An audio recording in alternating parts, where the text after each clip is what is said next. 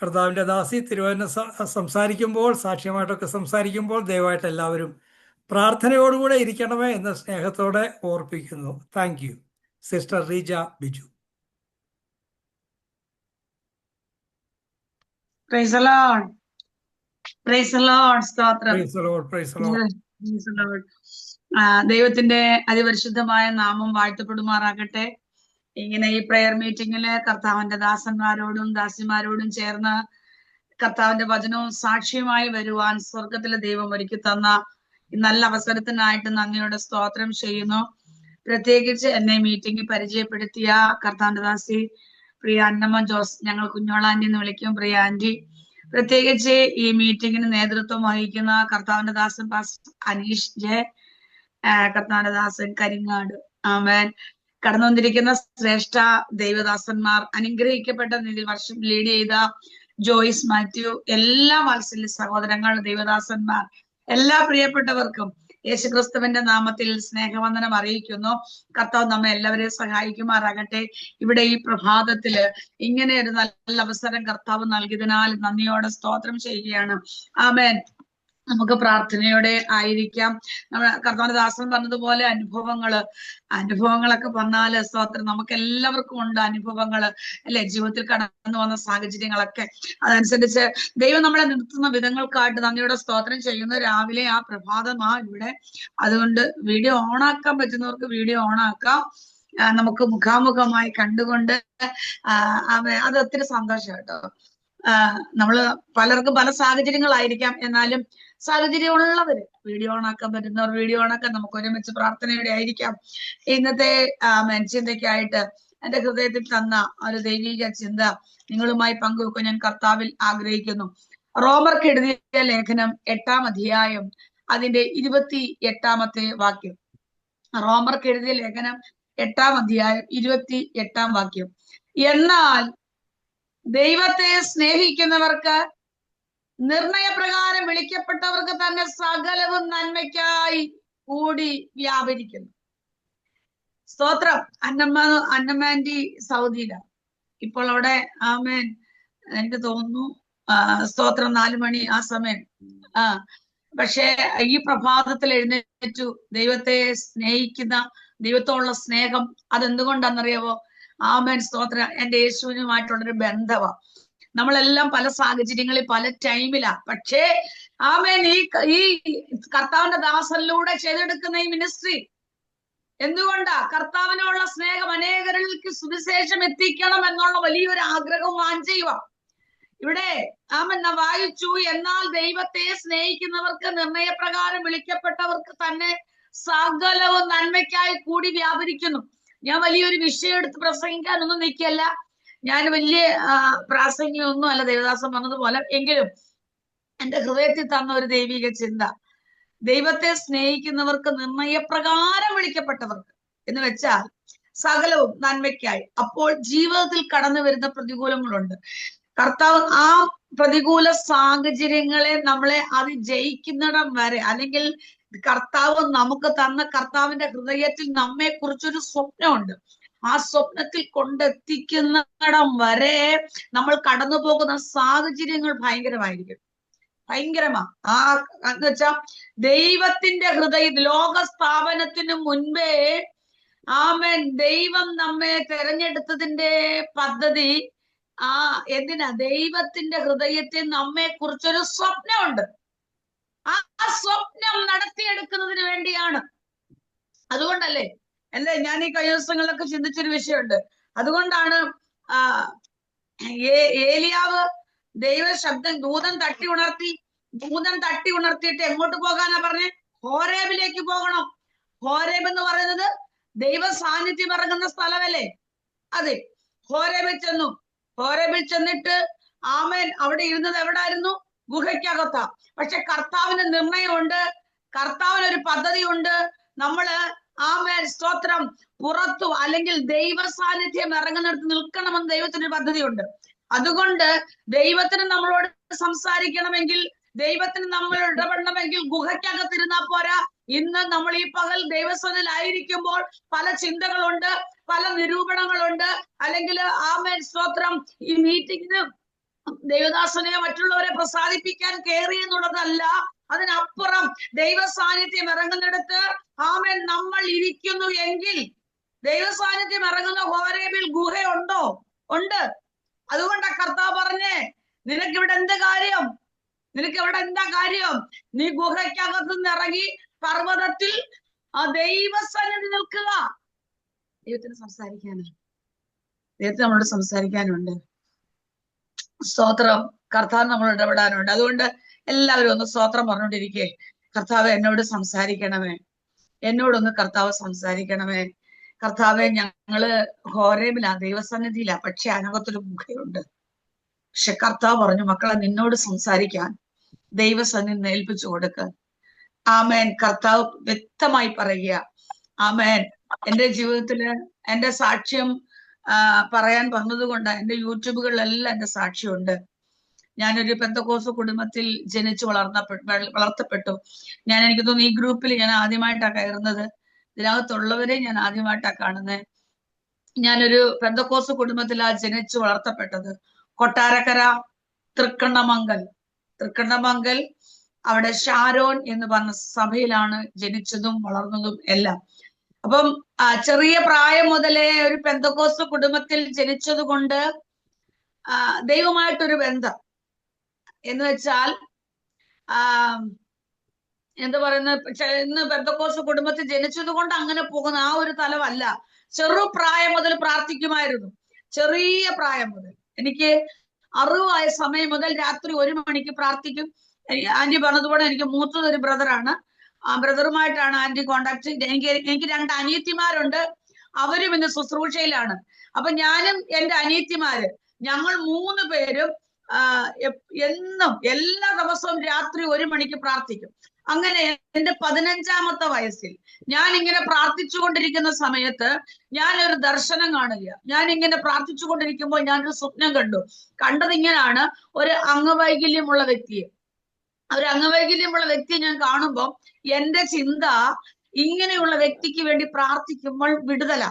അപ്പം അന്നത്തെ കാലത്ത് ദൈവദാസന്മാരോടൊക്കെ പറഞ്ഞപ്പോ എല്ലാരും പറഞ്ഞു, രോഗശാന്തി ശുശ്രൂഷ വരം തരാനാ, അല്ലെങ്കിൽ ഇങ്ങനെയുള്ള വ്യക്തിക്ക് വേണ്ടി പ്രാർത്ഥിക്കുമ്പോ വിടുതല എന്ന് പറഞ്ഞു. ഞാൻ എന്ത് ചെയ്തു, അന്ന് ഞാൻ 10ാം സ്റ്റാൻഡേർഡിൽ പഠിക്കുക.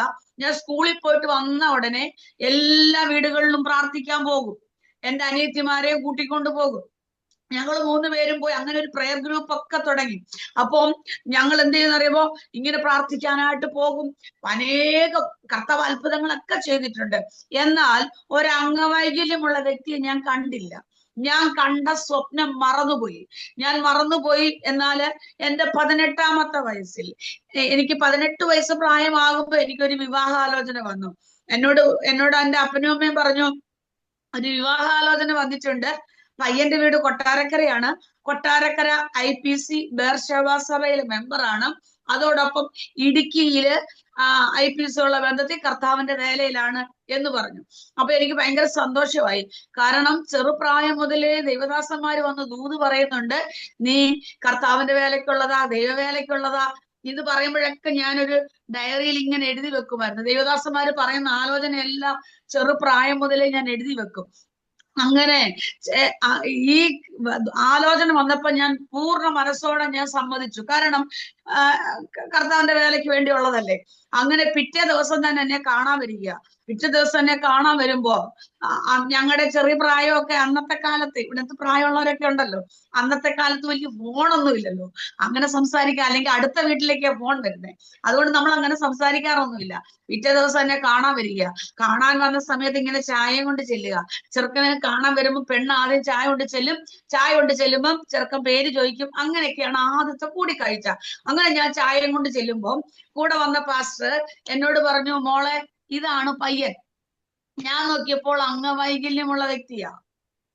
ദൈവാത്മാവ് എന്നോട് വ്യക്തമായി സംസാരിച്ചു, നീ 15ാമത്തെ വയസ്സിൽ കണ്ട സ്വപ്നമായത്, അന്ന് കണ്ട ദർശനമാ. ഞാൻ കർത്താവിന്റെ കരങ്ങൾ ഏൽപ്പിച്ചു. എല്ലാവരുടെയും മുന്നിൽ വെച്ച്. അന്ന് IPC ബേർഷേബ സഭയിൽ ഇരിക്കുന്ന പാസ്റ്റർ സാം ഡാനിയൽ പാസ്റ്റർ, ഞങ്ങളുടെ ഷാരോൻ ചർച്ചിൽ ഇരിക്കുന്ന പാസ്റ്റർ ഫിലിപ്പൂട്ടി പാസ്റ്റർ, അവരെല്ലാം ഇന്നും ജീവനോടെ ഉണ്ട്. ഭയങ്കര ഞങ്ങൾക്ക് നല്ല സപ്പോർട്ടാ ശുശ്രൂഷയില്. അപ്പം ഈ ദേവദാസൻ പറഞ്ഞു, അങ്ങ് ഇതാണെന്ന് പറഞ്ഞപ്പോൾ തന്നെ ദൈവാത്മാവ് എന്നോട് സംസാരിച്ചു. ഞാൻ എല്ലാവരുടെയും മുന്നിൽ വെച്ച് പറഞ്ഞു, എനിക്ക് സമ്മതമാണ്. അപ്പോൾ എന്റെ അച്ഛൻ എന്നോട് 3 ക്വസ്റ്റ്യൻ ചോദിച്ചു. 1, ഞാൻ ഒരു അംഗവൈകല്യമുള്ള വ്യക്തിയാ, എന്നെ സ്വീകരിക്കാമോ? ഞാൻ പറഞ്ഞു സ്വീകരിക്കാം. 2, ഹൈ റേഞ്ചിലാ സഭ, കുന്നും മലയൊക്കെ കയറി ഇറങ്ങാൻ തയ്യാറാണോ എന്ന് ചോദിച്ചു. അപ്പൊ എന്റെ ചിന്തയിലൂടെ പോയി, കാല് വയ്യാത്ത ആൾക്ക് കയറാമെങ്കിൽ പിന്നെ എനിക്ക് കയറിക്കൂടെ? ഞാൻ പറഞ്ഞു റെഡിയാ. 3, പട്ടിണി കിടക്കാൻ തയ്യാറാണോ? ഞാൻ പറഞ്ഞു പട്ടിണി കിടക്കാനും തയ്യാറാ. ഒരു കാര്യം എനിക്ക് മനസ്സിലായി, എന്നെ കാണാൻ വന്ന ചെറുക്കൻ കർത്താവിൽ ജയിച്ചവനായതുകൊണ്ട് എന്റെ ജീവിതകാലം ഒരിക്കലും ഞാൻ പരാജയപ്പെടത്തില്ല. ഞാൻ ആരുടെ മുന്നിൽ ക്ഷീണിച്ചു പോകത്തില്ല. സ്തോത്രം. ഞാൻ ഉറച്ച തീരുമാനമെടുത്തു. ഉറച്ചു തീരുമാനിച്ചു. ഒരു ഡേറ്റ് ഒക്കെ പറഞ്ഞവർ മടങ്ങിപ്പോയി. സ്തോത്രം. എന്നാല് എന്റെ അപ്പൻ വീട്ടുകാരോടും അമ്മ വീട്ടുകാരോടൊക്കെ പറഞ്ഞു. അപ്പൻ വീട്ടുകാരും അമ്മ വീട്ടുകാരും എതിർത്തു. അമ്മ വീട്ടുകാർ വന്ന് എന്നെ ഒരു റൂമിനകത്തിട്ട് എന്നെ ഒത്തിരി ശാരീരികമായും മാനസികമായും ഉപദ്രവിച്ചു. എന്നോട് പറഞ്ഞു ഇതിന്ന് പിന്മാറണം. എന്റെ പപ്പ ഒരു കൂലിപ്പണിക്കാരനാ. ഞാനൊരു പാവപ്പെട്ട വീട്ടിലാണ് ജനിച്ചു വളർത്തപ്പെട്ടെ. എന്റെ എന്ന് വെച്ചാല്, പക്ഷെ എന്റെ അമ്മയുടെ ആങ്ങളമാരൊക്കെ ഇച്ചിരി ഉയർന്ന കുടുംബക്കാരാ. അപ്പം ഞങ്ങൾ വിശ്വാസം നിൽക്കുന്നത് തന്നെ അവർക്ക് ഇഷ്ടമല്ല. അതിന്റെ കൂടെ ഞങ്ങൾക്ക് നാണക്കേടെന്ന് പറഞ്ഞ് എന്നെ ഉപദ്രവിക്കുകയൊക്കെ ചെയ്തു. ഞാൻ എന്റെ ദൈവത്തോട് പറഞ്ഞു, കർത്താവേ, എനിക്ക് തന്ന ദർശനമാണ്, ഞാൻ പിന്മാറത്തില്ല, ഞാൻ ഒരിക്കലും പിന്മാറത്തില്ല. അവരെന്നെ മാനസികമായൊക്കെ തകർത്തു, എന്നെ ശാരീരികമായി ഉപദ്രവിച്ചു. ഞാൻ ലൈവിലൊന്നും ഒത്തിരി പറഞ്ഞിട്ടില്ല, കാരണം എന്നെ ഉപദ്രവിച്ചതൊക്കെ അവരൊക്കെ ഇന്ന് വിശ്വാസത്തിൽ വന്നു. അത് വേറെ സത്യം. എന്നെ റൂമിനകത്തിട്ട് എന്നെ ഉപദ്രവിച്ചപ്പോഴൊക്കെ 18 വയസ്സ് ഒരുപക്ഷെ നമുക്ക് പിന്മാറിപ്പോകാം ആ അമ്മാച്ചന്മാരുടെ മക്കളും മരുമക്കളും പറയുമ്പോ. പക്ഷെ ഞാൻ പറഞ്ഞു ഇല്ല, അന്നൊക്കെ തീഷ്ണതയാ. ഞാൻ പറഞ്ഞു ഇനി എത്ര എന്നെ ഏതൊക്കെ തലത്തിൽ തകർത്താലും ഞാൻ ഒരിക്കലും പിന്മാറത്തില്ല. അവസാനം എന്റെ മുഖത്ത് നോക്കി പറഞ്ഞു, ഞങ്ങൾ നിന്നെ ശപിക്കുക, നിനക്ക് ജനിക്കുന്ന കുഞ്ഞുങ്ങൾ അംഗവൈകല്യമുള്ളവരാകും, ഞങ്ങൾ ശ്രമിക്കുക. ഞാൻ അവരുടെ മുന്നിൽ ഈ ഉദരത്തിലോട്ട് കൈവച്ചിട്ട് പറഞ്ഞു, എന്റെ ദൈവം എനിക്ക് അംഗവൈകല്യമുള്ള കുഞ്ഞുങ്ങളെ തന്നാൽ ഞാൻ വളർത്തും. ഉറച്ചു തീരുമാനിച്ചു. എനിക്ക് അങ്ങനത്തെ കുഞ്ഞിനെ ദൈവം തരുന്നെങ്കിൽ ഞാൻ വളർത്തും. അങ്ങനെ തീരുമാനമെടുത്തു. ഞങ്ങളുടെ വിവാഹം കഴിഞ്ഞു. ഞങ്ങൾ ഹൈ റേഞ്ചിലേക്ക് പോയി. ആരുടെ ഒറ്റ കാര്യത്തിൽ ഞങ്ങളെ വിളിക്കാറില്ല. കാരണം കാല് വയ്യാത്ത ആളല്ലേ, അവർക്ക് അവമാനമാ. എന്റെ മാവിയുടെ മോളെന്നൊക്കെ പറയാൻ അവർക്ക് അഭിമാനത്തിന്റെ പ്രശ്നമാ. എന്നെ ഒന്നും അറിയിക്കത്തില്ല, എന്നെ ഒന്നിനും കൂട്ടത്തില്ല. പക്ഷെ അവിടെ എല്ലാം ഒതുങ്ങിയിരുന്ന് ഞങ്ങൾ ഹൈ റേഞ്ചിന്റെ മണ്ണിൽ കർത്താവിന്റെ വേലയ്ക്ക് വേണ്ടി പോയി. പക്ഷെ അവിടെ സമാചാരത്തിൽ ഇരിക്കുമ്പോഴായിരുന്നു വിവാഹം. അവിടെ ചെന്നിട്ട് നമുക്ക് വിശ്വാസികളുടെ വീട്ടിലെല്ലാം പോകണം. ഒരു വീട്ടിൽ പോയിട്ട് അടുത്ത വീട്ടിൽ പോകണമെങ്കിൽ അടുത്ത കുന്ന് കയറണം. എല്ലാ കുന്നിന്റെ മണ്ടയ്ക്കാ. 18 വയസ്സ്, ഒന്നും കഴിക്കാനില്ല. റേഷനരിയിട്ട് കഞ്ഞിയായിട്ട് വെക്കും. തെരച്ചി കഷ്ണം കൊണ്ടുള്ള മീൻ, ഉണക്കമീൻ, അതിന് നല്ല സ്മെല്ലാ. അതിട്ട് തേങ്ങ അരച്ച് കറിയൊക്കെ വെക്കുമ്പോൾ കഴിക്കാൻ പറ്റില്ല. എന്നാലും സ്തോത്രം ചെയ്ത് അതൊക്കെ കഴിച്ച് അവിടെ എല്ലാം പോയിട്ട് ഞാൻ അച്ഛനോട് ചോദിച്ച ആദ്യത്തെ ചോദ്യം, ഈ കുന്നും മലയും കയറി ഇറങ്ങാൻ എനിക്ക് വയ്യ, ഇനി കഴിക്കാനൊന്നുമില്ല, പട്ടിണിയാ, എനിക്കിനി പറ്റില്ല. നമ്മുടെ വീട് കൊട്ടാരക്കരയല്ലേ, നമ്മുടെ രണ്ടിന്റെ കൊട്ടാരക്കരയാ വീട്. പക്ഷേ കൊട്ടാരക്കര, തിരുവനന്തപുരം നല്ല നല്ല നിരന്ന സ്ഥലം കിടക്കുകയല്ലേ. എന്തിനാ ഈ ഹൈ റേഞ്ചിൽ വന്നേ? അപ്പോൾ എന്നോട് പറഞ്ഞു, അച്ഛൻ പറഞ്ഞു ഒറ്റ കാര്യം, ആദ്യം ഇതാ പറഞ്ഞേ, മച്ചി എന്ന് പറഞ്ഞവൾ 6-ാം മാസം. എനിക്കൊന്നും അർത്ഥമൊന്നും മനസ്സിലായില്ല. ഞാൻ എന്താ? എന്നോട് പറഞ്ഞു 8 വയസ്സ് വരെ നടക്കത്തില്ലായിരുന്നു. 1 വയസ്സായി നടന്നു തുടങ്ങിയപ്പോൾ മാതാപിതാക്കൾക്ക് മൂത്ത 2 സഹോദരിമാർ, മൂന്നാമത്തെ ഒരു മകനായത്. മൂന്നാമതൊരു മകൻ ജനിച്ചപ്പോൾ വീട്ടിൽ ഭയങ്കര സന്തോഷമായി. 1 വയസ്സായി നടന്നു തുടങ്ങിയപ്പോൾ പോളിയോ എന്ന രോഗം വന്ന് ഇളിക്ക് താഴെ തളർന്നു പോയി. ഇങ്ങനെ നീന്തിയ എഴഞ്ഞ നടക്കുന്നേ. അന്ന് നാട്ടുവൈദ്യന്മാരുണ്ട്. അന്ന് നാട്ടുവൈദ്യന്മാരെടുക്കലൊക്കെ കൊണ്ടുപോയി. ഈ കൊട്ടാരക്കര ഭാഗം ഉള്ളവരിനകത്തുണ്ടെങ്കിൽ അവർക്കറിയാം, വെളിയംപോച്ചി എന്നൊക്കെ പറയും. അവിടെ എല്ലാം കൊണ്ടുപോയി. അവരെല്ലാം പറഞ്ഞു ഇങ്ങോട്ടൊന്നും കൊണ്ടുവരണ്ട, ഈ കൊച്ചിന് ഒരിക്കലും നടക്കത്തില്ല. 8 വയസ്സ് വരെ തിരുവനന്തപുരം മെഡിക്കൽ കോളേജിൽ കൊണ്ടുപോയി. ലാസ്റ്റ് 8-ാം വയസ്സിൽ ഒരു സർട്ടിഫിക്കറ്റ് കൊടുത്തു. ഇനി ഇവൻ ഒരിക്കലും നടക്കില്ല, ഇങ്ങോട്ട് കൊണ്ടുവരരുത്. മാതാപിതാക്കൾ തിരിച്ചു വീട്ടിൽ വന്ന്, ഒരമ്മയല്ലേ, ഒരമ്മയുടെ ഹൃദയം തകരും. കാരണം എഴഞ്ഞു നടക്കുന്ന ഒരു മകനെ കാണുമ്പോൾ, 8 വയസ്സെന്ന് പറഞ്ഞാൽ ആരോഗ്യമുള്ളൊരു മോനാ, എടുത്തോണ്ട് നടക്കാൻ അമ്മയ്ക്ക് പറ്റുന്നില്ല. അമ്മ കൊണ്ടുവന്ന് കിടത്തിയിട്ട് പറഞ്ഞു, കർത്താവെ നീ തരുന്നെങ്കിൽ ആരോഗ്യത്തോടെ താ, ഇല്ലെങ്കിൽ തന്ന ദൈവം തിരിച്ചെടുത്തോ എന്ന് പറഞ്ഞ് പൊട്ടിക്കരഞ്ഞൊരു അമ്മയുടെ കണ്ണുനീര്. അമ്മയ്ക്ക് മോനെ ഇഷ്ടമില്ലാത്തത് കൊണ്ടല്ല അമ്മ പറഞ്ഞത്, മറിച്ച് ഈ കുഞ്ഞിങ്ങനെ എഴഞ്ഞു നടക്കുന്നത് കാണാൻ അമ്മയ്ക്ക് വയ്യ. അങ്ങനെ ആ അമ്മ പൊട്ടിക്കരഞ്ഞു. ആ അമ്മയുടെ കണ്ണുനീര് സത്യത്തില് ഒരമ്മയുടെ ഹൃദയത്തിന്റെ വേദന അറിയുന്ന ഒരു കർത്താവ്. പിറ്റേ ദിവസം മാതാപിതാക്കൾ ജോലിക്ക് പോയി, സഹോദരിമാർ 2 സ്കൂളിൽ പോയി. 8 വയസ്സ് പ്രായം എന്ന് പറയുമ്പോ അറിവുള്ള പ്രായമാ. തകർക്കപ്പെട്ടവനായി ഭവനത്തിന്റെ ഉള്ളറയിലായിരിക്കുമ്പോൾ അതിലൂടെ രാവിലെ ഒരു ദൈവദാസന് യാദൃച്ഛിയ ആ വഴിയിലൂടെ കടന്നു വന്നു. നമ്മൾക്ക് തോന്നും യാദൃച്ഛിയ, പക്ഷെ ദൈവത്തിന്റെ പദ്ധതിയിൽ യാദൃച്ഛിയ എന്നൊരു പദമില്ല. ദൈവം അയച്ചൊട്ടൊരു ദൈവദാസൻ വന്നു. ഇന്ന് നിത്യതയിൽ വിശ്രമിക്കുന്ന ഇട്ടിമൂപ്പൻ എന്ന് പറഞ്ഞൊരു ദൈവദാസൻ ആ വഴിയിലൂടെ യാത്ര ചെയ്ത ഭവനത്തിലേക്ക് കയറുമ്പോൾ ആ പാസ്റ്റർ കാണുമ്പോൾ വയറൊട്ടി കവളൊട്ടി 2 പെടഞ്ഞു കിടക്കുന്ന സൂക്ഷിച്ച കാലുകളുമായി കണ്ണുകൾ കുഴിഞ്ഞു കിടക്കുന്ന ഈ മകനെ കണ്ടിട്ട് ആ ദൈവദാസന്റെ കണ്ണിൽ നിന്ന് കണ്ണുനീര് മകന്റെ മുകളിലേക്ക് വീണു. ആത്മാർത്ഥതയോടെ പ്രാർത്ഥിക്കുന്ന ഭക്തന്മാർ, ഹല്ലേലൂയ, ദൈവദാസൻ വന്ന് കരം വെച്ചിട്ട് ഇങ്ങനെ പ്രാർത്ഥിച്ചു, കർത്താവേ, കെട്ടപ്പെട്ട് കിടക്കുന്ന കഴുതയെ അഴിപ്പാൻ എതിരെയുള്ള ഗ്രാമത്തിൽ ശിഷ്യന്മാരെ അയച്ചത് എന്തിനാ അയച്ചത്? ആമേ, കർത്താവിന് ഇവയെ കൊണ്ട് ആവശ്യമുണ്ട്. അങ്ങനെയെങ്കിൽ ഞാൻ ഇവിടെ വന്നെങ്കിൽ ഈ കെട്ടപ്പെട്ട് കിടക്കുന്ന ഈ കുഞ്ഞിനെ അഴിപ്പാൻ സ്വർഗത്തിലെ ദൈവമേ നീ അഴിച്ച് ദൈവവേലയ്ക്ക് വേണ്ടി ഇവനെ എഴുന്നേൽപ്പിക്കണമെന്ന് അതിശക്തമായ ഒരു പ്രാർത്ഥന പ്രാർത്ഥിച്ചു. 8 വയസ്സ് അറിവുള്ള പ്രായമാണ്. പ്രാർത്ഥിക്കുന്ന ഓരോ പ്രാർത്ഥനകളും ഹൃദയത്തിലേക്ക് പതിഞ്ഞു. ഇന്നലെ അല്ലെങ്കിൽ കഴിഞ്ഞ ദിവസം അമ്മ പറഞ്ഞ എന്താ? തന്ന ദൈവം തിരിച്ചെടുത്തോ? പറ്റില്ല കാണാൻ. ആ കരഞ്ഞ സ്ഥാനത്ത് യേശുപ്പച്ചന് അറിയാം, ഒരുപക്ഷെ അമ്മ കൈവിട്ടാലും ആരൊക്കെ മാറ്റിയാലും മക്കളെ, സ്വർഗത്തിലെ ദൈവം നമ്മെ കൈവിടത്തില്ല. നമുക്കെല്ലാരോടും പറയാൻ പരിമിതികളുണ്ട്. നമുക്കെല്ലാ വിഷയം എല്ലാരോടും പറയാൻ പറ്റത്തില്ല. എന്നാല് ആമേൻ, ഈ ദൈവദാസൻ പ്രാർത്ഥിച്ചു. പാസ്റ്റർ പോയി. അന്ന് വൈകിട്ട് അമ്മ വന്ന് കുളിപ്പിക്കാൻ എടുക്കുമ്പോൾ കഴിഞ്ഞ ദിവസം ഡോക്ടർ കൊടുത്തൊരു സർട്ടിഫിക്കറ്റ് കയ്യിലിരിക്കുക. ഇവന്റെ കാല് ചലിക്കത്തില്ല, നടക്കത്തില്ലെന്നുള്ളൊരു സർട്ടിഫിക്കറ്റ് കയ്യിലിരിക്കുക.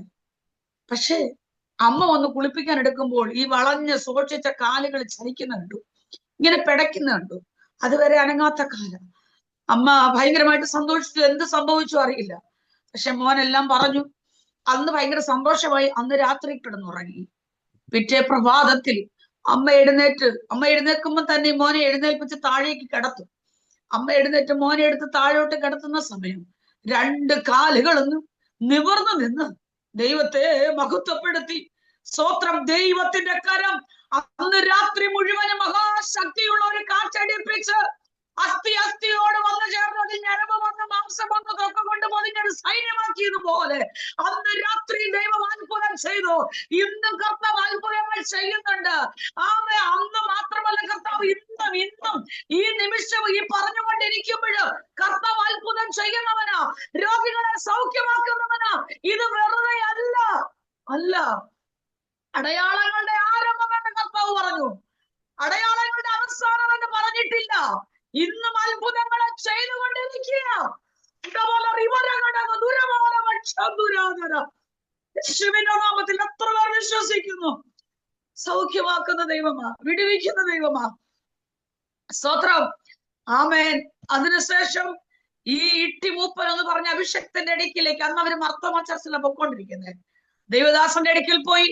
അടുത്ത ദിവസം മുതൽ അവർ, സ്തോത്രം, ആ ഞായറാഴ്ച മുതൽ അവർ മർത്തോമ പള്ളിയിലല്ല പോയത്, ഈ ദൈവദാസന്റെ ഇടയ്ക്കിൽ പോയി. അന്ന് കർത്താവിന് വേണ്ടി സമർപ്പിച്ചു. 16-ാമത്തെ വയസ്സിൽ കർത്താവിന്റെ വേലയ്ക്ക് വേണ്ടി ഇറങ്ങി. അപ്പോൾ ഞാൻ നടക്കുമ്പോ നല്ല ചരിവാണ്. ഞാൻ ചോദിച്ചു, കർത്താവ് സൗഖ്യമാക്കിയാല് പൂർണ്ണമായിട്ടല്ലേ സൗഖ്യമാക്കുന്നേ? കർത്താവ് സൗഖ്യമാക്കിയാൽ പൂർണ്ണമായിട്ട് നടക്കുമെങ്കിൽ നല്ല ചരിവാ.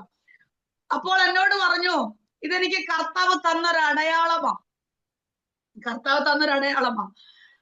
സ്തോത്രം. ഞാൻ പറഞ്ഞു ഞാനും റെഡിയാ. തന്റെ ദാസനോട് കൂടെ ചേർന്ന് നിന്നു. എല്ലാരും പറഞ്ഞു അച്ഛന്റെ വിവാഹം നടക്കത്തില്ല, കാലിന് നല്ല ചരിവൊക്കെ ആയതുകൊണ്ട് വിവാഹം നടക്കത്തില്ല, പെണ്ണ് കിട്ടത്തില്ല, നീ എന്നും ഇങ്ങനെ സുവിശേഷ വേലയിൽ തന്നെ നിൽക്കും എന്നൊക്കെ പറഞ്ഞ സ്ഥാനത്ത് കർത്താവ് എനിക്ക് തന്നത് ദർശന പ്രകാരം ഞങ്ങളുടെ വിവാഹം കഴിഞ്ഞു. അപ്പം എല്ലാരും പറഞ്ഞു 6 മാസം ദഹിക്കത്തില്ലെന്ന്, തകർന്നു പോകുമെന്നൊക്കെ. പക്ഷേ ആമേൻ, ഹൈ റേഞ്ചിലാ കുഞ്ഞൊക്കെ ഉദരത്തിൽ ജനിച്ച സമയത്തൊക്കെ കഴിക്കാനൊന്നുമില്ല കേട്ടോ, ഒന്നും കഴിക്കാനില്ല. ഒരു നിമിഷം കൊണ്ട് ഒരു ശുശ്രൂഷയിലേക്ക് വന്നൊരു വ്യക്തിയല്ല ഞാൻ. അല്ലെങ്കിൽ ഞങ്ങള് അതുപോലെ വില കൊടുത്തതാ. കഴിക്കാനൊന്നുമില്ലല്ലോ. ഹൈ റേഞ്ച് നാട്ടിലും അതൊക്കെ നമ്മള് എല്ലാവർക്കും അവരവരുടെ ഒപ്പത്തിനുള്ളവരെ മതി, അങ്ങനെ ഒരു സമയം. അപ്പോൾ ഒന്നും കഴിക്കാനില്ല. ഞാൻ പ്രഗ്നന്റ് ആയി. ആ സമയത്ത് എല്ലാവരും ഇന്ന് പറയാറുണ്ട് റെസ്റ്റ് എടുക്കണം, ശരീരം അനങ്ങരുത്, വിറ്റാമിൻസിന്റെ ഗുളിക കഴിക്കണം, പോഷകാഹാരങ്ങൾ കഴിക്കണം. ഞാൻ പറയും ഞാൻ ഒന്നും കഴിച്ചിട്ടില്ല. റേഷനരി കൊണ്ട് ഒച്ചിരി വെള്ളം നീട്ടി കഞ്ഞി വെക്കും, എന്നിട്ട് പച്ചവെള്ളം എടുത്ത് പ്രാർത്ഥിക്കും. കാനാവിലെ കല്യാണത്തിന് പച്ചവെള്ളത്തെ വീഞ്ഞാക്കിയ കർത്താവേ, എന്റെ കാതിൽ കേട്ട ഒരു ശബ്ദമുണ്ട്, നിനക്ക് ജനിക്കുന്ന കുഞ്ഞുങ്ങൾ അങ്ങ് വൈകല്യമുള്ളവരാകും, അങ്ങനെയെങ്കിൽ ഈ വെള്ളത്തെ കർത്താവ് വീഞ്ഞാക്കണം, എല്ലാ പോഷകങ്ങളും അടങ്ങിയ വെള്ളം ഇത് കുടിക്കുമ്പോൾ എന്റെ കുഞ്ഞ് ആരോഗ്യമുള്ള കുഞ്ഞായി തരണം, ഒരംഗവൈകല്യം ഒരു ഊനമില്ലാത്ത തലമുറയെ തരണം, എന്റെ അച്ഛനെ കൊണ്ട് കഴിയാതെ പോകുന്ന എന്റെ കർത്താവിന്റെ കുഞ്ഞുങ്ങളെ കൊണ്ട് ചെയ്യിക്കണം. എല്ലാ ദിവസവും രാവിലെയും വൈകിട്ടും വെള്ളം എടുത്ത് പ്രാർത്ഥിച്ചു കുടിക്കും. കാരണം എന്റെ മുന്നിൽ വലിയൊരു പ്രതിസന്ധി. ശപിക്കുന്നത് പോലെ നമുക്ക് ശാപം നമ്മളെ തൊടത്തില്ല, ഒരു ശബ്ദശക്തി നമ്മളെ തൊടത്തില്ല. അഭിഷേകമുള്ള പ്രാർത്ഥിക്കുന്ന ഒരു ദൈവപൈതന് ഒരു ശക്തിക്കും തൊടാൻ പറ്റത്തില്ല. വിശ്വസിക്കണം. അല്ലാതെ അവരിത് ചെയ്തു ഇവരിത് ചെയ്തു അതുകൊണ്ട് ഇവിടുന്ന് ഓടണം, അവിടുന്ന് വീട് മാറ്റണം, ഇവിടുന്ന് പൊളിക്കണം. നോ, നമ്മൾ അവിടെ ജയിക്കുക ചെയ്യുന്നത്. ശത്രുവിനെ ഭയന്ന് ഓടുന്നവരല്ല നമ്മൾ. പക്ഷെ നമ്മൾ ആരായിരിക്കണം? പ്രാർത്ഥിക്കുന്നവരായിരിക്കണം. ഇന്ന് ആരാധിക്കാൻ എല്ലാത്തിനും മടിയാ, കൈകൊട്ടാൻ മടിയാ, സ്തോത്രം പറയാൻ മടിയാ. പക്ഷേ ഹല്ലേലൂയ, കർത്താവ് തന്ന സമയങ്ങൾ വിലപ്പെട്ടതാ മക്കളെ. ശക്തമായി ദൈവസന്നിധി നിന്റെ അടുത്തിരിക്കുന്നവർ ആരാ നോക്കരുത്. പണ്ടത്തെ പോലെ, പണ്ട് ചെറുപ്രായത്തിൽ, ഞങ്ങളുടെയൊക്കെ ചെറുപ്രായത്തിൽ എന്നാ ആരാധനയാ, അപ്പച്ചന്മാരുടെ അമ്മച്ചിമാരുടെ പ്രവചനം, ഇടിമുഴക്കുമ്പോഴുള്ള ശബ്ദത്തിന്റെ സ്വരം, അതൊക്കെ നിന്നുപോയി. സഭ ഉറങ്ങിപ്പോയി, ക്ഷീണിച്ചു പോയി. പക്ഷെ ഞങ്ങളെ ബലപ്പെടുത്തി നിർത്തിയത് അന്ന് പ്രാപിച്ച ദൈവശക്തിയാ, കഷ്ടതയുടെയും പട്ടിണിയുടെയും അനുഭവത്തിലൂടെ. അതൊന്നും ആർക്കും തകർക്കാനോ ഒരു വാക്കിൽ ഒതുക്കാനോ പറ്റത്തില്ല.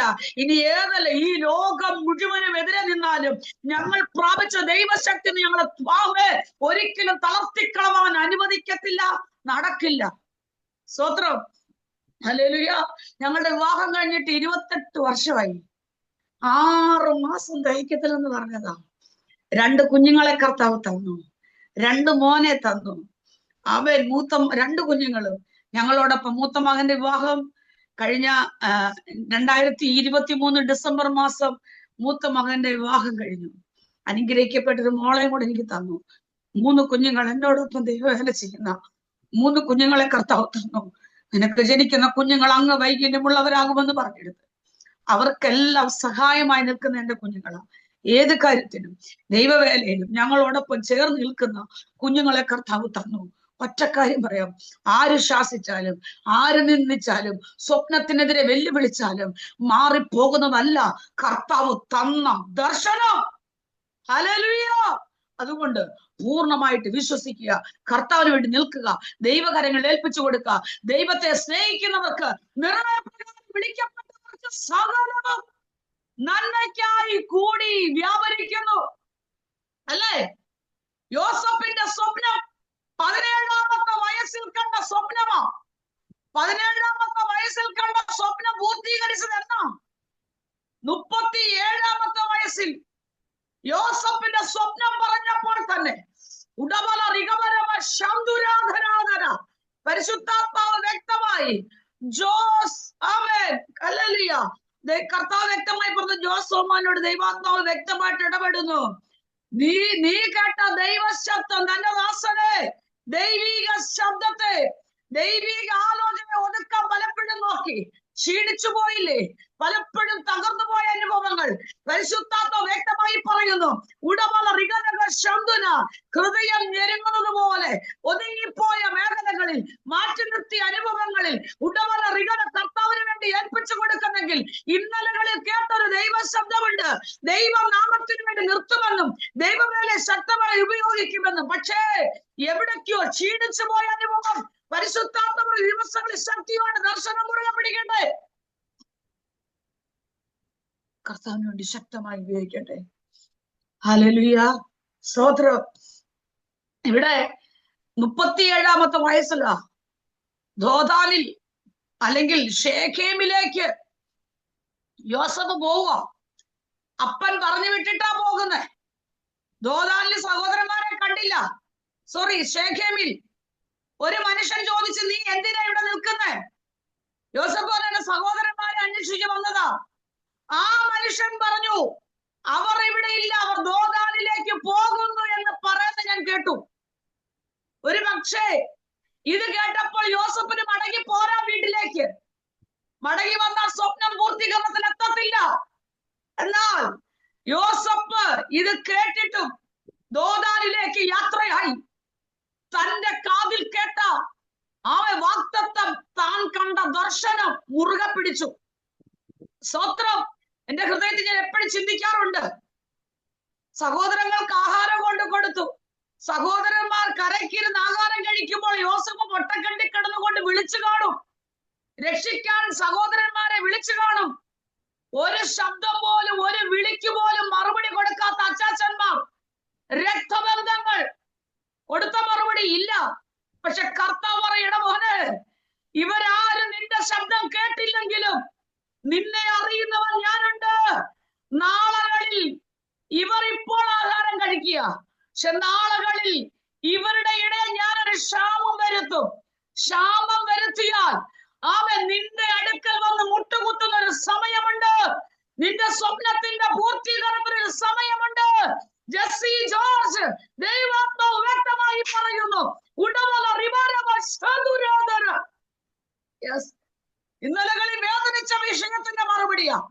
പച്ചപ്പുഴുവും വീട്ടിലും തുള്ളനും തിന്ന് സാക്ഷിപ്പിച്ചത് മടക്കിത്തരും. ശത്രു തിന്നു കളഞ്ഞത് മടക്കിത്തരും. നീ കരയുന്ന വിഷയത്തിന്റെ മറുപടി വെളിപ്പെട്ട് വരും. ശക്തമായി ഏൽപ്പിച്ചു കൊടുക്കാൻ തയ്യാറാണോ? ഉടമല റിഗനക ശന്തുരോധന. യേശുവിന്റെ നാമത്തില് നീ നിനക്ക് വേണ്ടി അല്ലമ്മ കരഞ്ഞേ, കുടുംബത്തിന് വേണ്ടി നീ കരഞ്ഞവളാ, വില കൊടുത്തവളാ. ദൈവത്തിന്റെ ആത്മാവ് ശക്തമായി സംസാരിക്കുക. വ്യക്തമായി ദൈവാത്മാവ് ഇടപെടുന്നു. ആമേ, നാളുകളിൽ ദൈവപ്രവൃത്തി തലമുറയുടെ വെളിപ്പെടുമെന്ന് പരിശുദ്ധാത്മ വ്യക്തമായി ഇടപെടുക യേശുവിന്റെ നാമത്തിൽ. സ്തോത്രം. ആമേ. എന്റെ വിഷയത്തിലേക്ക് ഞാൻ വേഗത്തിൽ നിർത്താം. ദൈവത്തെ സ്നേഹിക്കുന്നവർക്ക് വേണ്ടി ഒരുക്കുന്ന ദൈവത്തിന്റെ പദ്ധതിയാണ്. ആമേൻ. ഇവിടെ അവിടെ നിന്ന് എവിടേക്കാ കൊണ്ടുപോയത്?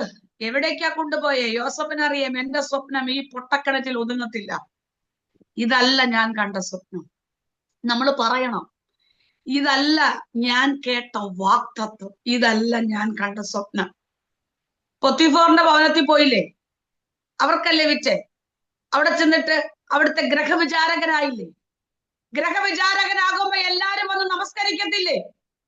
എല്ലാരും വന്ന് സല്യൂട്ട് ചെയ്യും, കുമ്പിടത്തില്ലേ? യോസഫ് കരുതും, ഇതായിരിക്കും ഞാൻ കണ്ട സ്വപ്നം അല്ലേ? കാരണം എന്നെ നമസ്കരിക്കുന്നു, എന്നെ കുമ്പിടുന്നു, ഇതായിരിക്കാം എന്ന് ചിന്തിക്കാം. പക്ഷേ ഇതല്ല മകനെ, ഇതല്ല. ആമേൻ. ഞാൻ ആരുടെ പേര് പറഞ്ഞ ദൈവാത്മ ഇടപെട്ടോണ്ടിരിക്കുക. അവരൊക്കെ കുമ്പിട്ടാലും അവരൊക്കെ നമസ്കരിച്ചാലും കണ്ട സ്വപ്നം ഇതല്ല. യഹോവ യോസഫിനോട് കൂടെ ഉണ്ടായിരുന്നു, യഹോവ യോസഫിന്റെ ദൈവമായിരുന്നു, യഹോവ യോസഫിന്റെ കൂടെ ഇരുന്നതൊക്കെ 39-ാം അധ്യായത്തിൽ വായിക്കുന്നുണ്ട്, ഉൽപ്പത്തി പുസ്തകം. പക്ഷെ അവിടെ വായിക്കുമ്പോഴും പ്രതികൂലം നടക്കുക, അപമാനങ്ങളും നിന്ദകളും നടക്കുക. പക്ഷെ അവിടൊക്കെ യോസഫ് മൗനമായത് എന്തുകൊണ്ടാ? തെറ്റ് ചെയ്തിട്ടാണോ? അല്ല.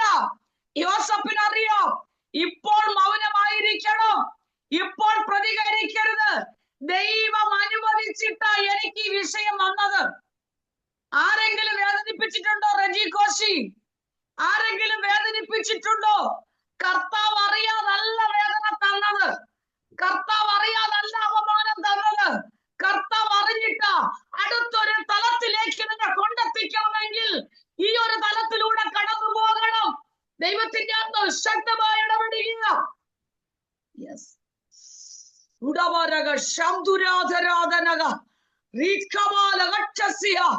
പലപ്പോഴും കേട്ട വാഗ്ദത്തങ്ങള് സ്തോത്രം, ആമേൻ, ക്ഷീണിച്ചു പോയ അനുഭവം ഉണ്ടല്ലോ. ദൈവത്തോട് ചോദിച്ചില്ലേ, ഞാൻ കേട്ട വാഗ്ദത്തം എവിടെയാ? എല്ലാവരെയും സ്നേഹിക്കും, പക്ഷെ ജീവിതത്തിൽ പ്രതികൂലങ്ങൾ കടന്നു വന്നില്ലേ? അവരിലൂടെ വേദനകൾ കടന്നു വന്നില്ലേ? കടന്നു വന്നപ്പോഴും ഒറ്റയ്ക്ക് എല്ലാവരുടെയും മുന്നിൽ സന്തോഷിക്കുന്നെങ്കിലും ഒറ്റയ്ക്ക് പൊട്ടിക്കറിഞ്ഞ അനുഭവങ്ങളുണ്ട്. ഈ ദിവസങ്ങൾ ദൈവത്തോട് ശക്തമായി പ്രാർത്ഥിച്ച വിഷയത്തിന്റെ മറുപടി വെളിപ്പെടാൻ പോവാ. ഞാൻ പ്രവാചകനല്ല, ഞാൻ പ്രവാചക ശിഷ്യനല്ല, എനിക്കൊന്നും അറിഞ്ഞുകൂടാ. മാറിയിരുന്ന സമയ ആവാസിനെ പോലെ നീ മാറി ഒതുങ്ങിപ്പോയി. പക്ഷെ കർത്താവ് പറയുന്നു, നിന്നെ പിടിച്ചു വലിച്ചു ദൈവവേലയ്ക്ക് വേണ്ടി ഇറക്കി ദൈവനാമത്തിന് വേണ്ടി ശക്തമായി ഉപയോഗിക്കും. അസാധാരണ ദൈവിക ശക്തി നാവിന്മേൽ തരും. ദൈവ ശബ്ദത്തിലൂടെ ദൈവ സാന്നിധ്യം വ്യാപരിക്കും. ദിവസങ്ങളിൽ ശക്തിയോടെ ഏൽപ്പിച്ചു കൊടുക്കട്ടെ. യേശുവിന്റെ നാമത്തിൽ നീ ഒരു ചെറിയ വ്യക്തി അല്ല. അടരം ദുരാലകക്ഷസ്യ യേശുവിന്റെ നാമത്തിൽ ശക്തമായി ഏറ്റെടുക്കട്ടെ. ഹല്ലേലൂയ, സ്തോത്രം. ഇവിടെ കർത്താവ് അറിയാതല്ല ഈ പ്രതികൂലം വന്നത്. അവിടെ നിന്ന് യോസഫിനെ കൊണ്ടുപോയത് കാരാഗ്രഹത്തിലോട്ടാ, കാരാഗ്രഹ പ്രമാണിയാക്കി. പക്ഷെ രണ്ടുപേർ സ്വപ്നം കണ്ടു. ആ സ്വപ്നത്തിന്റെ അർത്ഥം വ്യാഖ്യാനിച്ചു കൊടുത്തു. ആ സ്വപ്നം വ്യാഖ്യാനിച്ചതുപോലെ തന്നെ അപ്പക്കാര പ്രമാണി കൊല്ലപ്പെട്ടു. പാനപാത്രമാകൻ വീണ്ടും കൊട്ടാരത്തിലേക്ക് കൊട്ടാരത്തിലേക്ക് പോകുമ്പോൾ എല്ലാവരോടും യാത്ര പറഞ്ഞ കൂട്ടത്തിൽ യോസഫിനോടും പാനപാത്രമാകൻ യാത്ര പറഞ്ഞപ്പോൾ പറഞ്ഞു, നീ അവിടെ ചെല്ലുമ്പോ എന്നെയും കൂടെ ഓർക്കണേ. പറഞ്ഞു എന്നെ ഇവിടുന്ന് രക്ഷപ്പെടണം. പാനപാത്ര വിഭാഗകൻ ഓർക്കാമെന്ന് പറഞ്ഞാ പോയത്, പക്ഷെ ഓർക്കാതെ മറന്നുപോയി. ഒരുപക്ഷെ പാനപാത്രമാകൻ യോസഫിനെ ഓർത്തിരുന്നെങ്കിൽ ഏത് പദവി കിട്ടുമായിരുന്നു? ഏത് പദവിയാ? കൊല്ലപ്പെട്ട അപ്പക്കാര പ്രമാണിക്ക് പകരം യോസഫ് അവിടെ കേറും. ഇതാണോ സ്വപ്നം? യോസഫ് കണ്ട സ്വപ്നം പകരത്തിന് പകരം അവിടെ കേറാനാണോ? അല്ല. യോസഫ്, നിനക്ക് വേണ്ടി ഒരുക്കിയ ഒരു അധികാരത്തിന്റെ ഇരിപ്പിടമുണ്ട്, ഒരധികാരത്തിന്റെ വാഹനമുണ്ട്, ഒരധികാരത്തിന്റെ വസ്ത്രമുണ്ട്. ദൈവാത്മം വ്യക്തമായി പറയുക, ഇന്നലകളിൽ ചില നഷ്ടം വന്നത്, ഇന്നലകളിൽ ചില പരാജയം വന്നത്, ഇന്നലകളിൽ ചില സ്ഥാനങ്ങൾ വിട്ടുകളഞ്ഞത്, അല്ലെങ്കിൽ പലരും മാറ്റി നിർത്തിയത്, അല്ലെങ്കിൽ അത് ലഭിക്കാതെ പോയത്, അത് കർത്താവ് അറിഞ്ഞിട്ടാ. ദൈവാത്മാവിന്റെ പകരത്തിന് പകരം കേറാനല്ല, നമ്മുടെ തലമുറയ്ക്ക് യേശുവിന്റെ നാമത്തിൽ വിശ്വസിക്കുക. സ്തോത്രം. രത്നമ്മ ദൈവാത്മാ ശക്തമായി വെളിപ്പെടുത്തുന്നു. ദൈവാത്മ പറയുന്നു, ഇന്നലകളില് കുടുംബത്തിൽ വന്ന ചില നിന്ദകള് പരിശുദ്ധാത്മ പറയുന്നു, ചില മാറ്റി നിർത്തിയ അനുഭവങ്ങളുടെ നടുവില് ഈ ദിവസങ്ങളിൽ കുടുംബത്തിനകത്ത് ഒരധികാരത്തിന്റെ ഇരിപ്പിടം, ഒരധികാരത്തിന്റെ വസ്ത്രം ഒരുക്കി മാനിക്കുന്ന നാളുകൾ വിദൂരമല്ലെന്ന് ദൈവാത്മാവ് വ്യക്തമായി ഇടപെടുകയാണ്. വിശ്വസിക്കുക, നമ്മെക്കുറിച്ചും നമ്മുടെ തലമുറയെ കുറിച്ചും ദൈവത്തിനൊരു പദ്ധതിയുണ്ട്. അതുകൊണ്ട് ഒരു പക്ഷേ ചിലത് നമുക്ക് ലഭിച്ചില്ലെന്ന് വരാം. ചിലർ പറയാറുണ്ട്, എനിക്ക് ആ രാജ്യത്തേക്ക് പോകാൻ പറ്റിയില്ല, എനിക്ക് ആ എക്സാമിന് വിജയം കിട്ടിയില്ല, അല്ലെങ്കിൽ ഇനി എനിക്ക് പറ്റില്ല. പക്ഷെ കർത്താവ് പറയുന്നു, അവിടെയൊക്കെ പരാജയപ്പെട്ടു പോകാനല്ല, നമ്മൾ ജയിച്ചവന്റെ കൂടെയാ. നമ്മൾ ജയിച്ചവനായ ആത്മമണവാളനായ ക്രിസ്തുവിന്റെ കൂടെയാ. അതുകൊണ്ട് ജയിച്ചവന്റെ കൂട്ടത്തിലായതുകൊണ്ട് നമ്മൾ പരാജയപ്പെടത്തില്ല. ഒരുപക്ഷെ നമുക്ക് പരാജയങ്ങൾ വന്നാലും ഇത് ദൈവത്തിന്റെ പദ്ധതിയാ. സ്തോത്രം. അതെ. പക്ഷേ യോസഫിനെ അവിടെ നിന്ന് എങ്ങോട്ടാ കൊണ്ടുപോയ? കൊട്ടാരത്തിലേക്ക് കൊണ്ടുപോയി. അവിടെ ആദ്യത്തെ 7 വർഷം സമൃദ്ധിയായിരുന്നു. അടുത്ത 7-ാം വർഷത്തിലേക്ക് വന്നപ്പോൾ അവിടെ ക്ഷാമം ആരംഭിച്ചു. ക്ഷാമം ആരംഭിക്കുന്ന സമയത്ത് യാക്കോബ് തന്റെ മക്കളോട് പറയാ, മക്കളെ, മിസ്രൈമിൽ ധാന്യമുണ്ടെന്ന് കേൾക്കുന്നു, നിങ്ങൾ പോയി വാങ്ങിക്കൊണ്ടു വാ എന്ന് പറഞ്ഞ് വിടുന്ന സമയത്ത് ഇവിടെ നിന്ന് വണ്ടി കയറി എവിടെ വരെ അച്ചാച്ചന്റെ അടിക്കലാ വരുന്നത് അവർക്ക് അറിയില്ല. പക്ഷെ ഒറ്റ ദൂത് ഞാൻ പറയാം, ഇവിടുന്ന് സഹോദരന്മാർ, രക്തബന്ധങ്ങൾ ഇവിടെ നിന്ന് വാഹനത്തിൽ അല്ലെങ്കിൽ മിസ്രൈമിലേക്ക് യാത്ര തിരിക്കുമ്പോൾ എന്റെ ദൈവം രാജ്യത്തിന്റെ നിയമം ഒരു ഫറവോൻ രാജാവിലൂടെ മാറ്റി എഴുതി. എന്താ? ഒരു സ്വപ്നക്കാരന് വേണ്ടി രാജ്യത്തിന്റെ നിയമം മാറി. ഫറവോൻ രാജാവ് വിളിച്ചു പറഞ്ഞു, യോസഫിനെ കാണാൻ വരുന്നവർ മുട്ടുകുത്തുവീൻ, വെറുതെ വന്ന് ധാന്യം വാങ്ങിക്കൊണ്ട് പോകരുത്. ആമേ, സ്തോത്രം. ഇത് എന്നോടും നമ്മളോടും ഒരുമിച്ചുള്ള ദൈവിക ദൂത. ഞാൻ വിശ്വസിക്കുന്നു പരിശുദ്ധാത്മ വ്യക്തമായി സംസാരിച്ചുകൊണ്ടിരിക്കുക. യേശുവിന്റെ നാമത്തില് ആമേ, ഒരു സ്വപ്നക്കാരന് വേണ്ടി രാജ്യത്തിന്റെ നിയമം മാറിയെങ്കിൽ, ഒരു സ്വപ്നക്കാരന് വേണ്ടി രാജാവിന്റെ ഹൃദയത്തിനകത്ത് മാറ്റം വരുത്തിയെങ്കിൽ, പരിശുദ്ധാത്മാവ് വ്യക്തമായി പറയുന്നു. നോക്കിക്കേ, ആമേ, രാജാവല്ല പറഞ്ഞ് ഇവനെ പോലെ ദൈവാത്മാവുള്ള ഒരുത്തനെ കണ്ടുകിട്ടുമോ? സ്തോത്രം. ആമേ, ആരൊക്കെ എവിടൊക്കെ നിന്ദിച്ചെന്ന് പറഞ്ഞാലും, ആരൊക്കെ തള്ളിക്കളഞ്ഞെന്ന് പറഞ്ഞാല്, നമ്മളെ കുറിച്ച് കുറ്റം പറഞ്ഞാല്, കൃപയിൽ ശക്തിയോടെ കയറി വരുന്ന ഒരു ദൈവദാസനെതിരെ ദൈവപൈതലിനെ എത്ര വെല്ലുവിളിച്ചെന്ന് പറഞ്ഞാല്, അവര് പറയുമ്പോഴ് ലോകത്തിൽ ഉന്നതന്മാരെ കൊണ്ട് പറയിപ്പിച്ച്, മകനെ നീ ദൈവാത്മാവുള്ള ഇവനെ പോലെ ഇവളെ പോലെ ഒരുത്തരെ കണ്ടുകിട്ടുമോ എന്ന് ഉന്നത വ്യക്തികളോട് പറയിപ്പിക്കും. വിശ്വസിക്കുന്നു യേശുവിന്റെ നാമത്തില്.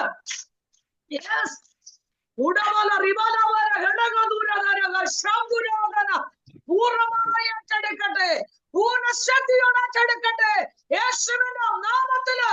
ഇന്നലത്തെ വേദന നാളത്തെ അനുഗ്രഹമാ, ഇന്നലത്തെ കഷ്ടത നാളത്തെ ആനന്ദമാ. വിശ്വാസത്തോടെ പറ, ഇന്നലെ അനുഭവിച്ച സങ്കടം നാളത്തെ പാട്ടുകളായി മാറും.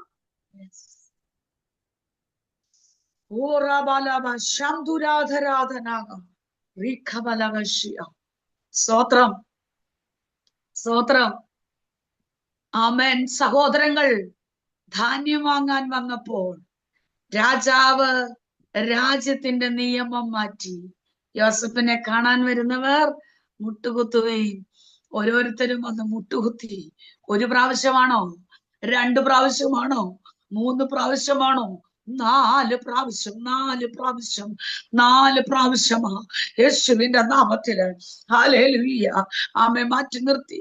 മകൻ ഇനി ഇല്ല, അവൻ മരിച്ചുപോയി, അവൻ ഇനി കൊള്ളില്ല, അവൻ ലോകത്ത് ശ്രക്ഷിക്കുന്നില്ല.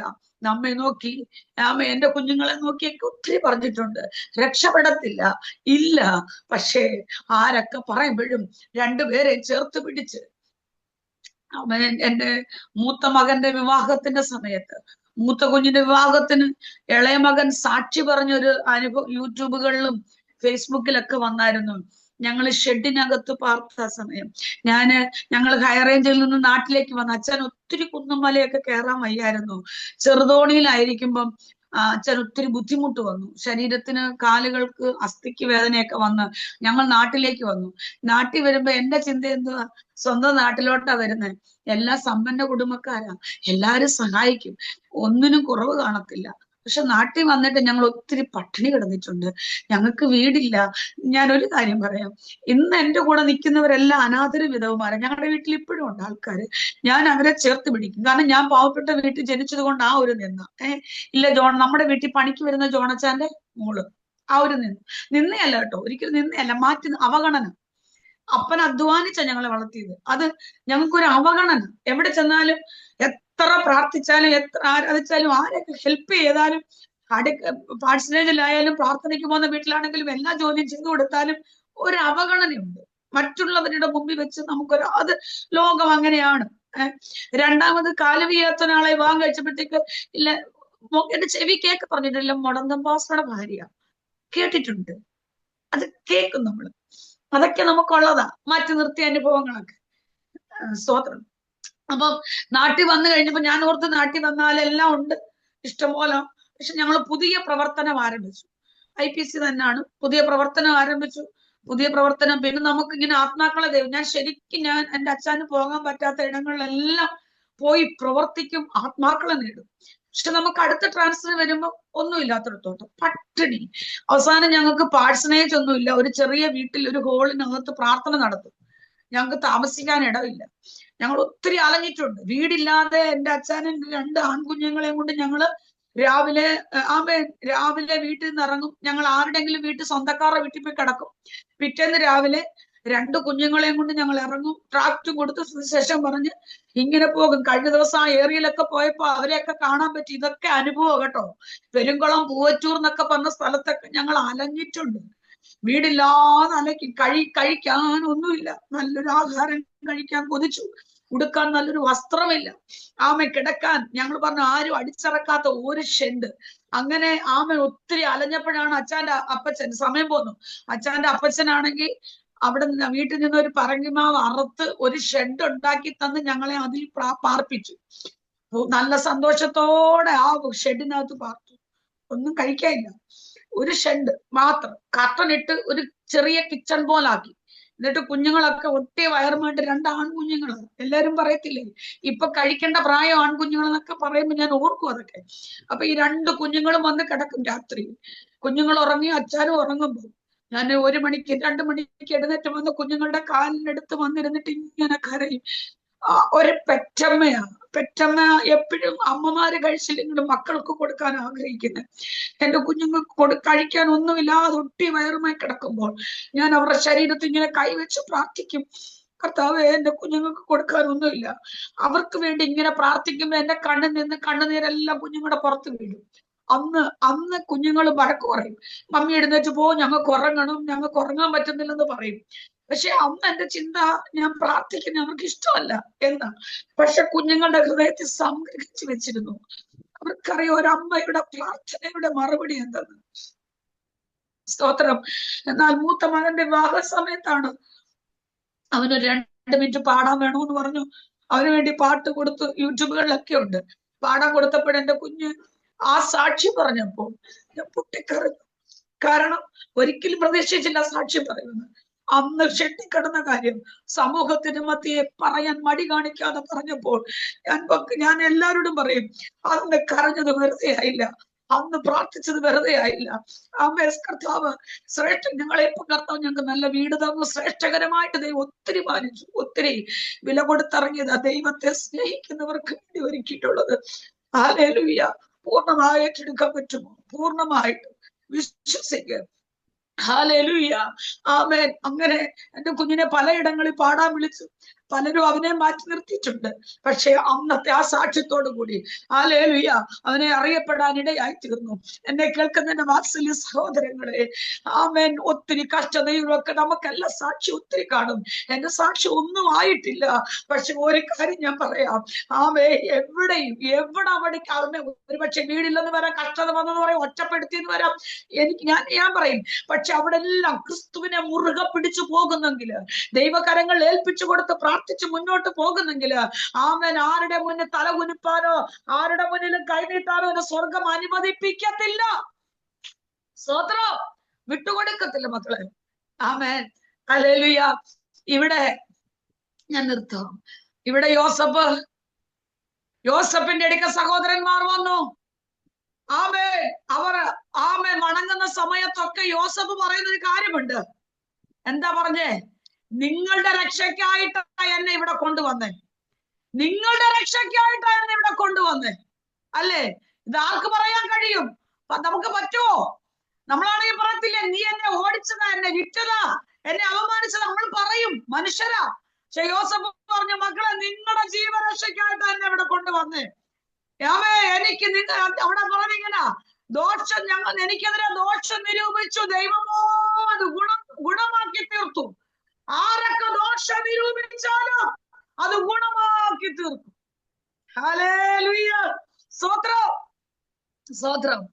ഈ അവസാനം അപ്പനായ യാക്കോബ് യോസഫിനെ കാണുമ്പോൾ അപ്പൻ പറയുന്നു, മോനെ യോസഫേ, നിന്റെ മുഖം കാണുമെന്ന് ഈ അപ്പൻ വിചാരിച്ചില്ല മക്കളെ. നീ എന്നെ സ്നേഹിച്ചത് കൊണ്ടും ഞാൻ നിന്നെ സ്നേഹിച്ചത് കൊണ്ടും, യെസ്, നീ സ്വപ്നം കണ്ടതുകൊണ്ടും എനിക്ക് നഷ്ടമായെന്നാ ഞാൻ കരുതി. പക്ഷെ അപ്പൻ ഇപ്പൊ പറയാ, എടാ മോനെ, നിന്റെ മുഖം കാണുമെന്ന് ഞാൻ വിചാരിച്ചില്ല. അപ്പൻ കണ്ടപ്പോൾ തകർന്നു പോയൊരു മോനെയാണോ കണ്ടേ? ആണോ? അല്ല. മറ്റുള്ളവർ മുമ്പിൽ കൈ നീട്ടുന്ന, തല കുനിച്ച് നിൽക്കുന്ന, ഒന്നുമില്ലാത്തവനായി നിൽക്കുന്ന മോനെയാണോ അപ്പൻ കണ്ടേ? അല്ല.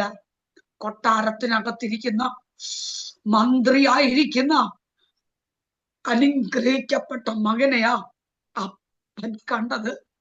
സ്തോത്രം. നമ്മൾ പോലും നമ്മുടെ കുഞ്ഞുങ്ങളെ നോക്കി പറയടാ, നീ ശരിയാകത്തില്ല, നോ പറയരുത്. അവരെ നോക്കി പറയണം, അവരെ നോക്കി പ്രവചിച്ച് പറയണം, എന്റെ കുഞ്ഞ് ക്രിസ്തുവിൽ അനുഗ്രഹിക്കപ്പെടാം, എന്റെ മകൾ, എന്റെ മകൻ കർത്താവിൽ പ്രസിദ്ധരാകുമെന്ന് പറയണം. 8 ദിവസം പ്രായമായ മകനെ എടുത്ത് കയ്യിൽ വെച്ചിട്ട് സക്കറിയാവ് പറഞ്ഞു, നീയോ പൈതലേ അത്യുന്നതന്റെ പ്രവാചകൻ എന്ന് വിളിക്കപ്പെടും, കർത്താവിന് വേണ്ടി വഴിയൊരുക്കുന്നവനാകും. പറയണം, അതിരത്തിലൂടെ പ്രവേശിച്ചുകൊണ്ടാകണം. യെസ് മോനെ യോസഫേ, നിനക്ക് തരാൻ ഒന്നുമില്ലടാ മക്കളെ. നീ എന്റെ ഓഹരി എല്ലാം മറ്റേ മക്കൾക്ക് കൊടുത്തുപോയി. പക്ഷേ ഞാൻ വില കൊടുത്തു വാങ്ങിയ ഒരു ഓഹരിയുണ്ട്, അത് ഞാൻ നിനക്ക് തരാൻ പോവാ. അവിടെ വായിക്കുന്ന ഇങ്ങനാ, മറ്റ് സഹോദരന്മാരെക്കാൾ കവിഞ്ഞൊരോഹരി, അധികമായൊരോഹരി ആർക്ക് കൊടുത്തു? യോസഫിന് കൊടുത്തു. എല്ലാവരെക്കാളും കവിഞ്ഞോഹരി. ഇന്നിപ്പോ ശക്തമായി ദൈവാത്മ പറയുന്നു, ലോകത്തിലെ അപ്പന്റെ ഒന്നും വേണ്ട, ലോകത്തിലെ അപ്പന്റെ ഒന്നും നേടണ്ട. കർത്താവിന് വേണ്ടി ഇറങ്ങി നിമിത്തം ആരൊക്കെ ഒറ്റപ്പെടുത്തിയോ, അവഗണിച്ചോ, മാറ്റി നിർത്തിയോ, സാരമില്ല മക്കളെ. എല്ലാവരെക്കാളും കവിഞ്ഞോഹരി, അധികമായ ഓഹരി സ്വർഗത്തിലെ അപ്പൻ നമുക്ക് വേണ്ടി തരുമെന്ന് വിശ്വാസത്തോടെ പറ. ദൈവത്തെ സ്നേഹിക്കുന്നവർക്ക്, നിർണയപ്രകാരം വിളിക്കപ്പെട്ടവർക്ക് തന്നെ സകലവും നന്മയ്ക്കായി, സകലവും നന്മയ്ക്കായി കൂടി വ്യാപരിക്കുന്നു. സ്തോത്രം. ഞാൻ ഇതിന് വചനമൊന്നും എടുത്തു പറഞ്ഞില്ല, പക്ഷെ ഒറ്റ കാര്യം പറയാം, കർത്താവിന് വേണ്ടി ഇറങ്ങി തിരിച്ചൊരു വ്യക്തിയെ മാനിക്കുന്ന ദൈവമാ. നമ്മുടെ അധരങ്ങളെ ചലിപ്പിച്ചുകൊണ്ട് നമുക്കൊന്ന് സ്തോത്രം പ്രാർത്ഥിക്കാൻ പോവാം. നമ്മുടെ അധരങ്ങളെ ചലിപ്പിക്കാം, കർത്താവിന് വേണ്ടി നിൽക്കാൻ വിശ്വസ്തയോടെ. കർത്താവിന് വേണ്ടി നിൽക്കട്ടെ. അധരങ്ങളെ ചലിപ്പിക്കുക. ഉടവല റിക്കവര ഘടക. അന്യഭാഷ പ്രാപിച്ചവർ അന്യഭാഷയില് ആരാധിച്ചു തുടങ്ങും മക്കളെ. യേശുവിന്റെ നാമത്തില് ഇന്നലകളിലെ കഷ്ടതകൾ മാറ്റിവെക്ക്, ഭാരങ്ങൾ മാറ്, മനസ്സൊന്ന് ഫ്രീ ആക്. അപ്പാ, ഇന്ന് എനിക്ക് വേണ്ടി, ഇന്ന് എന്റെ ദിവസമാ, ഇന്ന് എന്റെ വിടുതൽ ദിവസമാ, ഇന്ന് എന്റെ വിടുതൽ ദിവസമാ. എനിക്ക് വേണ്ടി പ്രവർത്തിക്കണം. ഇന്ന് എന്റെ തലമുറയുടെ വിടുതൽ ദിവസമാ, എന്റെ സഹോദരങ്ങളുടെ വിടുതൽ ദിവസമാ. വിശ്വാസത്തോടെ അതിരങ്ങളെ ചലിപ്പിച്ചുകൊണ്ട്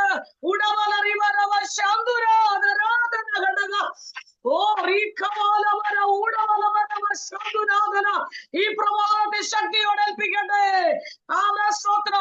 അവിടെ ഈ രാത്രിയിലാണല്ലോ ഒരുമിച്ച് ഏൽപ്പിച്ചു കൊടുക്ക. ഞങ്ങളോട് സംസാരിക്കുന്ന ദൈവ ശബ്ദം, ഞങ്ങളോട് ഇടപെടുന്ന ദൈവത്തിന്റെ ശബ്ദം. ആരൊക്കെ ഞങ്ങളെ ഒറ്റപ്പെടുത്തിയാലോ പറ, ഈ പൊട്ടക്കിണറല്ല എന്റെ വാക്തത്വം, ഈ കാരാഗ്രഹമല്ല എന്റെ സ്വപ്നം, ഈ പൊത്തിമാന ഭവനമല്ല ഞാൻ കേട്ട ദൈവിക വാക്തത്വം. ഇതല്ലേ അല്ല, എനിക്ക് വേണ്ടി ഒരിക്കലൊരു പദവിയുണ്ട്.